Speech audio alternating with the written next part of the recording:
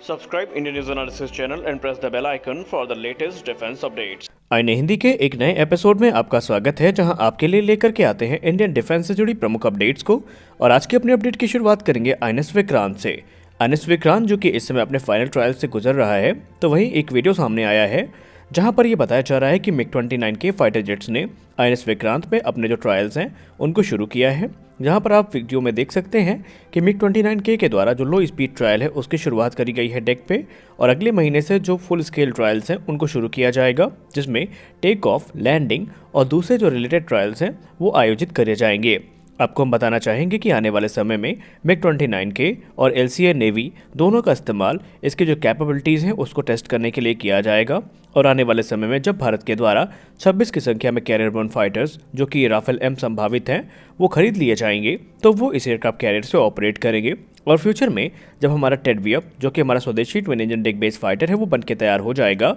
तो वो इस एयरक्राफ्ट कैरियर से ऑपरेट करने वाला है। और हम ये उम्मीद करते हैं कि मानसून सीजन आने से पहले, जैसे कि इंडियन नेवी ने अंदाज़ा लगाया है, कि हमारे पास 2 ऑपरेशनल एयरक्राफ्ट कैरियर मौजूद होंगे।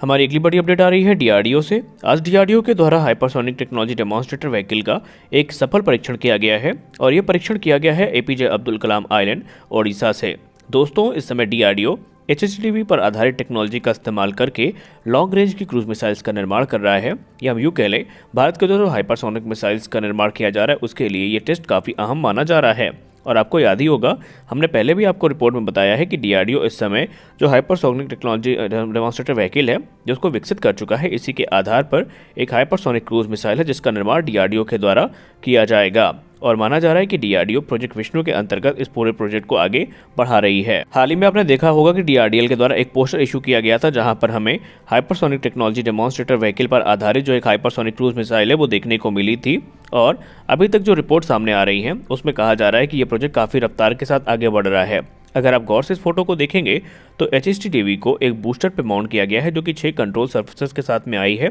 और माना जा रहा है इस बूस्टर को जो K4 मिसाइल है उससे डिराइव किया गया है। और अगर आप टॉप पे देखें HHTV में तो उसमें भी 4 कंट्रोल सर्फेसेस दी गई हैं, और ये माना जा रहा है कि ये जो मिसाइल है ये रशियन ज़र्कॉन या फिर अमेरिका के बोइंग X-51 वेव राइडर से काफ़ी सिमिलरिटीज़ रखने वाली है। रिपोर्ट्स में क्लेम किया जा रहा है कि प्रोजेक्ट विष्णु के अंतर्गत 2 अलग अलग प्रकार के जो हाइपरसोनिक मिसाइल्स हैं उनका निर्माण किया जा रहा है। पहली मिसाइल होगी सरफेस टू सरफेस मिसाइल, जिसकी रेंज 2,500 किलोमीटर होने वाली है, और माना जा रहा है कि ये सर्विस में 2025 तक इंटर की जाएगी। वहीं जो सेकंड मिसाइल होगी वो एक स्मॉलर वेरिएंट होगा जो कि एयर लॉन्च वेरिएंट होने वाला है, यानी air launch hypersonic cruise missile होगी, और उसकी जो रेंज होगी वो तकरीबन 700 किलोमीटर के आसपास होने वाली है, और इसकी जो स्पीड होगी वो मार्क 7 से लेकर के मार्क 10 के बीच में होने वाली है।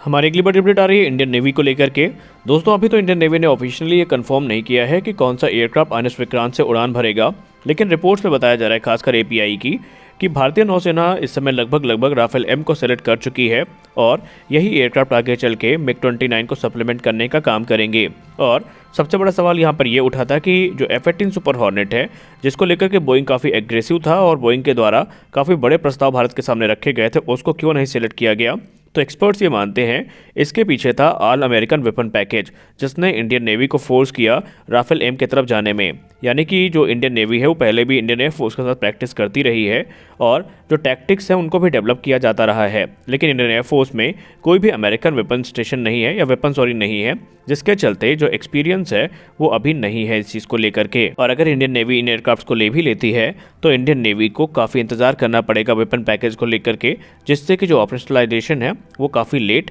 हो सकता है। तो यही एक कारण हो सकता है कि इंडियन नेवी ने राफेल M को सेलेक्ट किया हो। और सबसे खास बात यहाँ पर यह है कि इंडियन नेवी की जो एविएशन विंग है वो ये चाहती है कि इंडियन एयरफोर्स और इंडियन नेवी के जो जेट्स हैं उनमें कॉमनैलिटी बनी रहे, ताकि किसी भी युद्ध की स्थिति में ये जो डेक बेस्ड फाइटर्स हैं इनको फॉरवर्ड एयर बेसिस से भी ऑपरेट किया जा सके, और इनके रख रखाव और देख रेख में भी कोई समस्या ना हो, क्योंकि इंडियन एयरफोर्स ऑलरेडी राफेल्स का इस्तेमाल करती है। वहीं सबसे खास बात यह है, आपको याद होगा कि जो राफेल को लेकर के फ्रांस के राजदूत हैं उन्होंने कहा था कि राफेल के साथ भारत को कोई रिस्ट्रिक्शन नहीं मिलेगा, यानी जिस प्रकार का मॉडिफिकेशन भारतीय नौसेना करना चाहेगी वो करने के लिए तैयार हैं। जो वेपन पैकेज राफेल का हिस्सा बनाना चाहेंगे उसकी भी मंजूरी फ्रांस के द्वारा भारत को दी जाएगी। और सबसे खास बात यहाँ पर यह है कि राफेल M जो न्यूक्लियर स्ट्राइक करने में काफ़ी माहिर हैं, वो एक एडिशनल जो एज है वो प्रदान कर रहे हैं भारतीय नौसेना के लिए। हमारी अगली बड़ी अपडेट इंडियन आर्मी को लेकर के आ रही है। दोस्तों, इंडियन आर्मी के द्वारा जैसा कि आपको पता है मारुति सुजुकी जिप्सी के रिप्लेसमेंट को ढूंढने की तैयारी शुरू कर दी गई है और ये तकरीबन 2 दशक से इंडियन आर्मी की सर्विस में थी।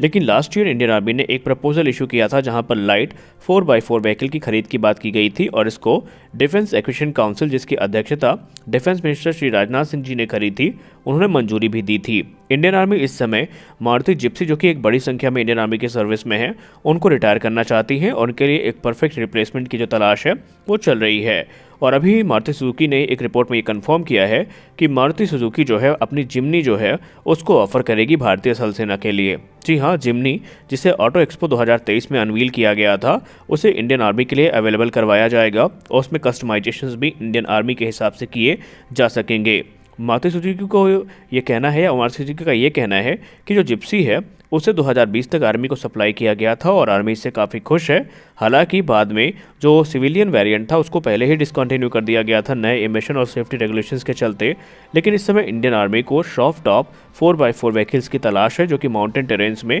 ऑपरेट की जा सकें और इसलिए माना जा रहा है कि जिम्नी, जो कि 4 डोर और हार्ड टॉप के साथ आती है, इसको सॉफ्ट टॉप मॉडल में कन्वर्ट किया जाएगा और इंडियन आर्मी की रिक्वायरमेंट के आधार पे इसे कस्टमाइज भी किया जा सकेगा। तो देखते हैं इंडियन आर्मी इसके तरफ जाती है या एक बीच एक रिपोर्ट सामने आई थी जहां पर कहा जा रहा था स्कॉर्पियो 4x4 या महिंद्रा थार जो है वो भी सेना की पहली पसंद बनी हुई है। तो देखते हैं सेना किसको सेलेक्ट करती है। हमारी अगली बड़ी अपडेट आ रही है नॉर्थरोप ग्रुमन से। नॉर्थरोप ग्रुमन के द्वारा भारतीय नौसेना के लिए जो MQ-4C ट्राइटन ड्रोन है, इसका प्रस्ताव तैयार किया जा रहा है और बहुत जल्द ये भारतीय नौसेना को भेजा भी जाएगा। दरअसल भारतीय नौसेना को ये जो प्रस्ताव है ये इसलिए भेजा जा रहा है क्योंकि भारतीय नौसेना ने पहले एक रिक्वेस्ट फॉर इन्फॉर्मेशन इशू करी थी जो कि 2011 में थी, जो कि MQ-4C ट्राइटन को लेकर के थी। लेकिन प्राइस के चलते ये जो पूरी की पूरी डील थी फाइनलाइज नहीं हो सकी थी। इस समय इंडियन नेवी जो कि MQ-9B सी गार्डियन ड्रोन्स की तलाश में है जिनकी संख्या 30 है, तो उसको कॉम्प्लीमेंट करने के लिए जो MQ-4C ट्राइटन का प्रस्ताव है ये नॉर्थरोप ग्रुमन के द्वारा दिया जाएगा और माना जा रहा है कि ये काफ़ी कैपेबल प्लेटफॉर्म है और ये जो ग्लोबल हॉक है उसका ही एक नेवलाइज वेरिएंट है। माना जा रहा है रिपोर्ट्स में कि इसके आने के बाद अगर भारतीय नौसेना इसको लेती है तो जो P-8A पोसाइडन और MQ-9B की फ्लीट है उसमें ये एक फोर्स मल्टीप्लायर का काम करने वाला है। MQ-4C ट्राइटन की बात की जाए तो ये एक broad area maritime surveillance unmanned aerial vehicle है जो कि 36 घंटे के एंड्योरेंस टाइम के साथ में आता है और 60,000 फीट तक का जो एल्टीट्यूड है उसमें ये ऑपरेट किया जा सकता है और इसका जो पेलोड है वो 3200 पाउंड का है और इसमें 2D एसा रेडार का इस्तेमाल किया गया है जो कि 360 डिग्री की जो कवरेज है वो प्रदान करता है और यही सारी चीज़ें इसे काफ़ी कैपेबल प्लेटफॉर्म भी बनाती हैं। हमारी अगली बड़ी अपडेट और अंतिम अपडेट आ रही है यूनाइटेड अरब अमीरात से, जहां पर रिपोर्ट में ये बताया जा रहा है कि HAL का एक हेलीकॉप्टर है जिसके इंस्पेक्शन के लिए जो UAE की टीम है वो भारत आने वाली है। हालांकि रिपोर्ट्स में अभी तक ये नहीं बताया गया है कि कौन सा हेलीकॉप्टर है जिसका इंस्पेक्शन के लिए टीम आ रही है, लेकिन CB अनंत कृष्णन सर ने ये कहा है जो कि HAL के CMD हैं कि इस समय UAE, फिलीपींस और कई देश है जो कि इंडियन हेलीकॉप्टर्स को लेकर के इंटरेस्टेड हैं। अगर हम मिलिट्री सोर्सेज की बात मानें तो मिलिट्री सोर्सेज के द्वारा ये कहा गया है कि शायद जो यूनाइटेड अरब अमीरात है वो भारत के लाइट कॉम्बैट हेलीकॉप्टर्स को लेकर के इंटरेस्टेड है और उन्हीं की जानकारियों को प्राप्त करने के लिए जो एक टीम है उनकी वो भारत पहुंच रही है। तो देखते हैं कि क्या भारत को कोई एक्सपोर्ट ऑर्डर मिल भी पाता है या नहीं, क्योंकि इंटरेस्ट तो ऑलरेडी बहुत कंट्रीज़ का है लेकिन अभी तक वो जो इंटरेस्ट है वो ऑर्डर में कन्वर्ट नहीं हो सका है। तो आपने वीडियो को अंत तक देखा, इसके लिए आप सभी का बहुत बहुत धन्यवाद। मिलते हैं अगले वीडियो में, तब तक के लिए जय हिंद।